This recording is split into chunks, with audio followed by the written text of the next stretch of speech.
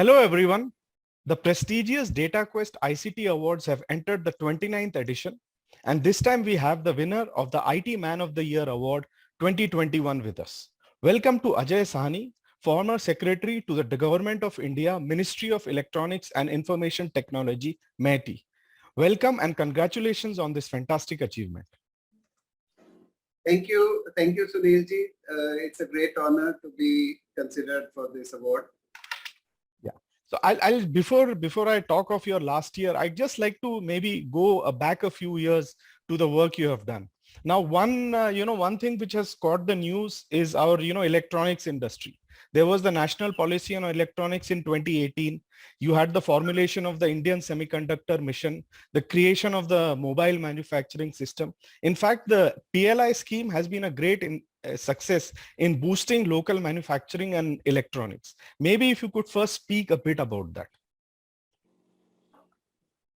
Electronics has been an important area for India, and till a few years ago we used to have this lament all the time that yes, we are succeeding in software, we are good in software, we have a lot of employment in IT and software.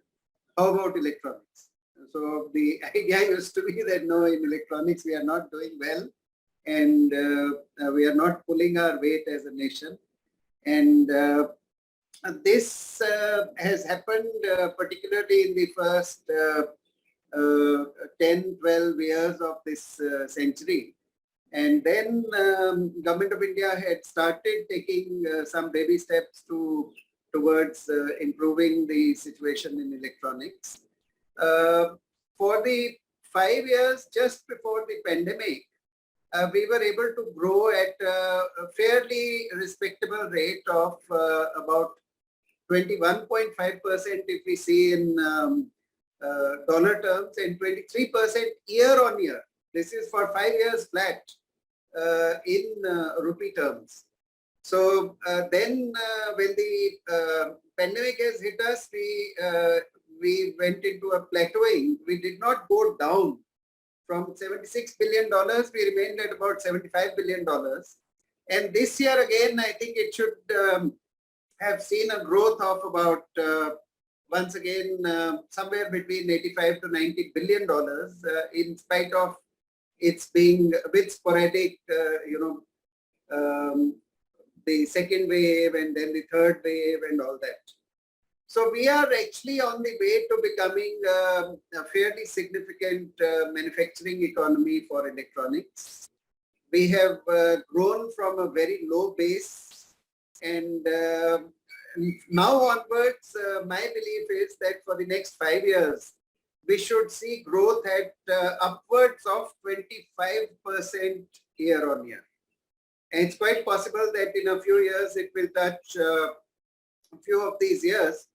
We should see it cross 30% growth in a year. Major brands are now manufacturing in India. The production linked incentive started with electronics, with mobile manufacturing. That has taken deep root today. Major brands like Apple and Samsung are doing a huge amount of production in India. Their manufacturing plans are very ambitious. And 3 of the major manufacturers, EMS players for Apple iPhones, today have their factories not just set up, but actually producing the latest iPhones in India, and in India, not just for India, but for the world. We see a PLI as having also got traction, it attracted attention, and then other segments have also attempted their production linked incentive schemes. Many of those should kick in. The policy that we follow is that while the broad electronics is handled from Ministry of Electronics and IT, automotive electronics is handled by the concerned ministry. Medical devices are handled by the concerned ministry, and so on and so forth. So I believe that electronics is an area where over the next, in fact, over the 2020s, India should see a significant growth and end up as a major manufacturing hub. Yeah, that's true. Also, you talked of like the shift from software to hardware and electronics, but it is quite interesting that the government is associated with very strong software app schemes. So for example, the digital payments UPI has become huge. Online healthcare, Aadhaar system, CoWIN. And in fact, I was surprised to learn that India Stack is the largest open AI system in the world. So you have an online digital ecosystem, which is like really it has taken off in the last few years. So maybe if you can speak about that. Uh, the UPI has been an amazing piece of work. UPI is actually one of the national public digital platforms. So what characterizes India's efforts in the past few years and ongoing efforts as well is catalyzing national public digital platforms. This started with Aadhaar. So Aadhaar is not a project. Aadhaar is not something that provides services directly to the people. Using Aadhaar, banks, telcos, hotels, anyone else who requires personal identification, they use Aadhaar, they leverage Aadhaar to make things easy for the citizens. So it's like a platform. It is not by itself the primary service provider. A similar system is there by way of UPI. In 2017, when I joined as Secretary Electronics and IT, the ministry had just been entrusted promotion of digital payments. And UPI is a system which basically leverages all of Indian banking and creates competition by bringing in independent payment service providers. It is not just the banks. The banks can also be payment service providers. But being payment service providers is not limited to the banks. So RBI and some of the thinkers in India have really designed a fabulous system where other entities are able to provide competing and extremely competitive services at almost at zero cost, very low cost or no cost basis. The cost is so low that it's possible for the government to subsidize it with just a marginal amount, and the service can actually manifest as a service which is free for the user, which is free for the merchant who receives the payment. It enables peer-to-peer transactions. It's just a frictionless system, and it's the best in the world. So UPI has given a run, has really been able to compete with very well-established global card networks, networks that have been in place for 50 years, 60 years, or even more. And I think it's a system of the future. So many of the others will find it difficult to survive unless they have some variant of UPI, either UPI or some variant which becomes operational within their own systems. So we have talked of hardware, electronics, software apps. So do you say that the Make in India and Digital India is on track? How has that changed India, and going forward 5-10 years? Will we finally be a world-class nation thanks to that? India has done exceptionally well in software services. We have some of the giant companies in the world in this area. However, as far as software products is concerned, we are used to getting products from abroad, whether it is the operating systems, whether it is systems like the MS Office or the RDBMS, the prominent databases or ERP systems. We are among the best users in the world for systems that come from anywhere in the world. In fact, we are so good at using these systems that we are able to help the rest of the world make best use of these systems as well. And now, over the past few years, one of the segments that has grown very rapidly and consistently has been the software development centers or the software research centers of the largest and the best IT companies across the globe. Now, given this situation, I think it's important that India also makes dent, makes its presence felt in the area of software products. And that has started with the National Policy on Software Products, which came also almost at the same time as the National Policy on Electronics. That was in 2019. And we have seen the emergence of many new software products from India, which cater not just to the Indian requirements, but also to the global requirements in some way. And I believe that this segment is growing very rapidly, whether it is products for office environment, or it is products for cyber security, or it is products for managing large and complex networks, or it is products for managing the cloud environment, or it is products for social media and various things that are required around that. We are finding the emergence of many of these products within India. They benefit from being able to serve a large domestic market. And then I think there is a possibility that many of these will, the best among them, will grow to be competitive and important players in the global scenario as well. So actually, one main thing which I wanted to know is, till 2019 we were on track. Then 2020 was a COVID era which hit the whole world, supply chain and all. But it is 2020, the GDP crashed. I mean, I remember reading reports of doom and gloom, the India story is over. But 2021 is the year we came roaring back like a lion, a phoenix. And now that set the stage for 2022. So I would like to ask your personal journey to become a man of the year in any field in 2021 is really big, because we came back on track. So if you could talk of your role in MeITY, of MeITY's role, of Digital India's role in 2021, that would be very beneficial. I wouldn't like to claim credit as a person. I think I have worked with a fabulous team within the government. I have worked with a fabulous team in the IT industry, wonderful, friends in NASSCOM, and excellent players, risk takers in the area of electronics, who, in spite of the very, very gloomy circumstances in between, actually found the resilience and showed India what kind of resilience Indian ecosystem has.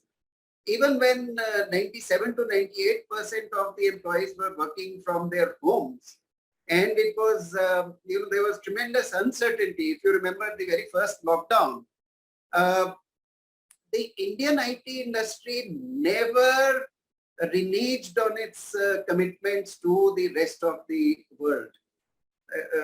You do recognize, we all recognize that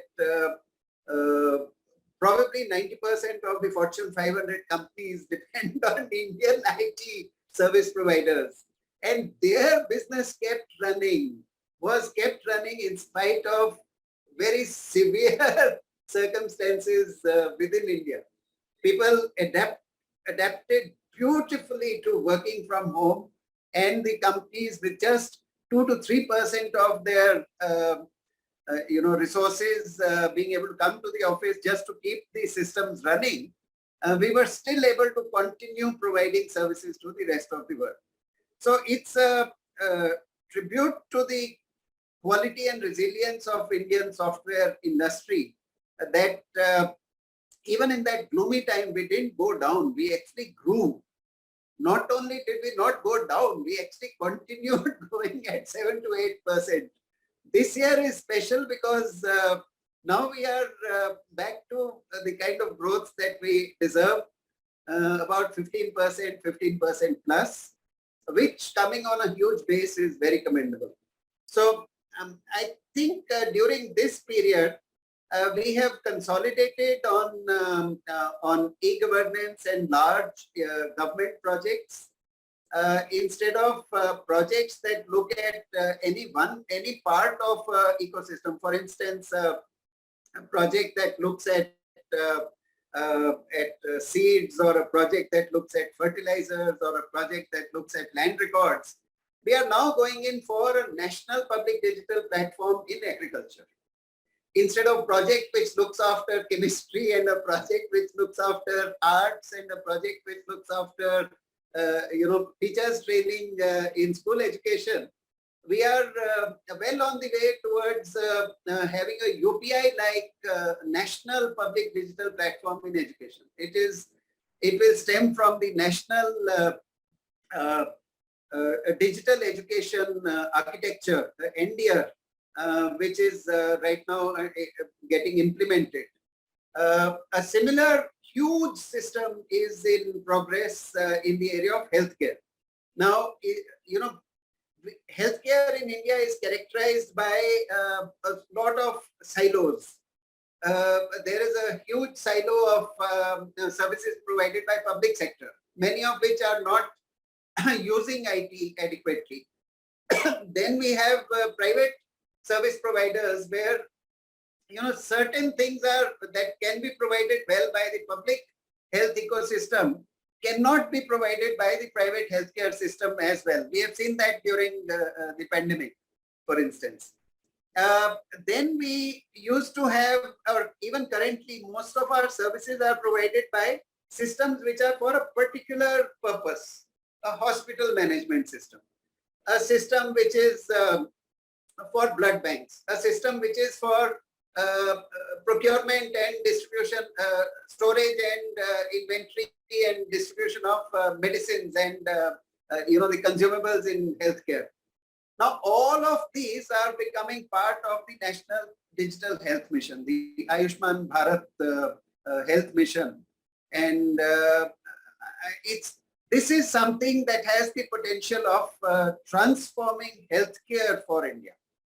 So what's important in the national public digital platforms that are taking shape is not that they are providing more services.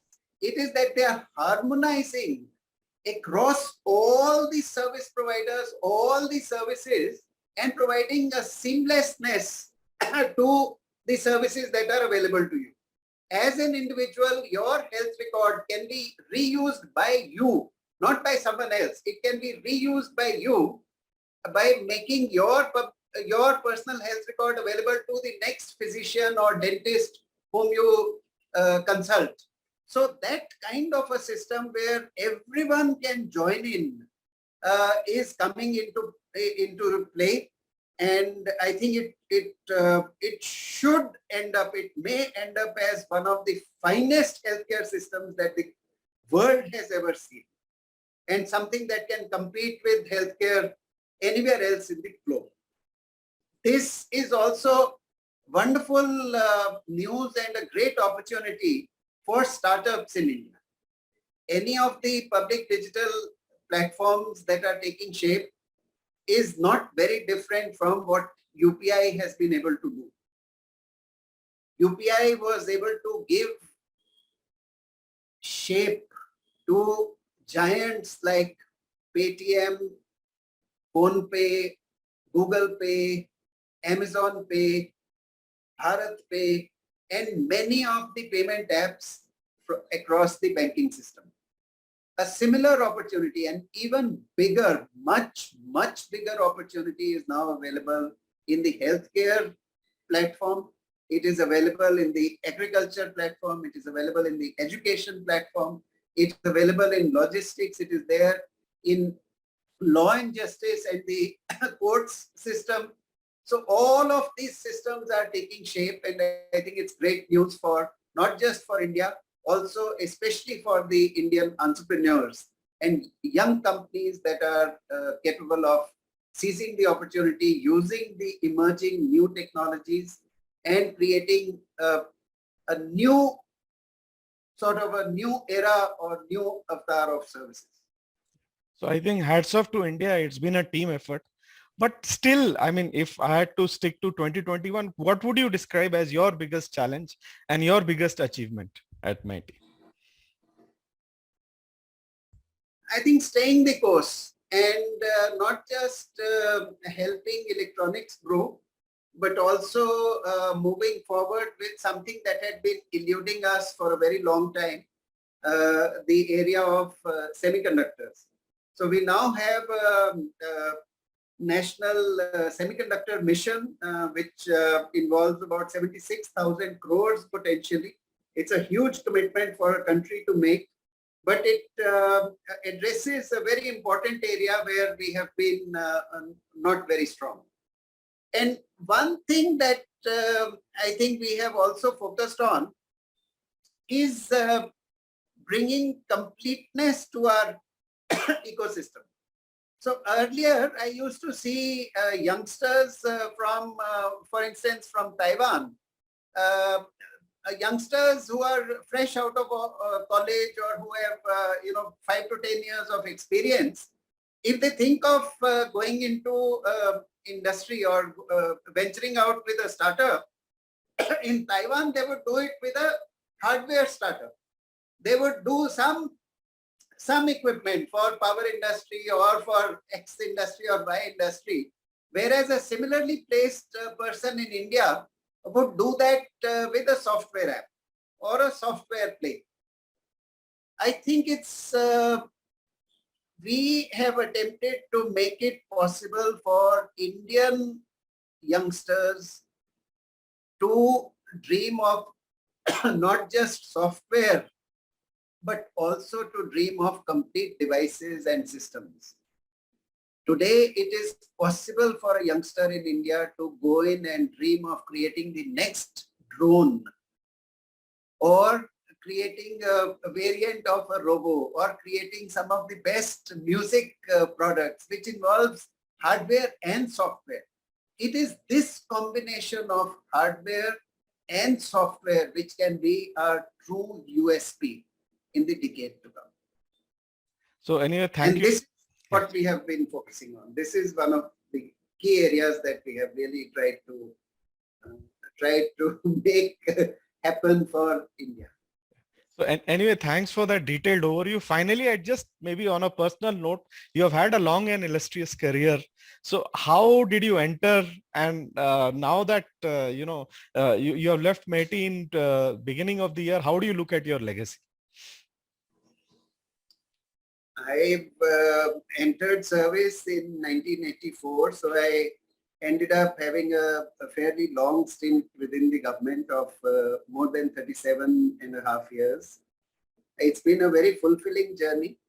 The working in the Indian Administrative Service has given me a fabulous opportunity to be a part of great change that is happening in the country. And I'm really grateful that I've had this opportunity, especially in the area of IT, electronics, industry promotion, and software products and such things. I think I spent more than 18 years, around 20 years of my career working in IT, electronics, and this kind of an area.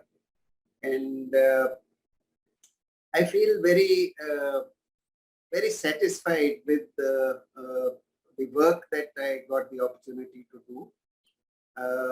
I hope to continue building on some of these areas as we move forward. Thank you for, and thanks to Dataquest for this wonderful honor that Dataquest is conferring on me. Yeah, congrats once again on such a long and illustrious career, and I'm sure your best is still ahead of you. Thanks a lot. Thank you. Thank you.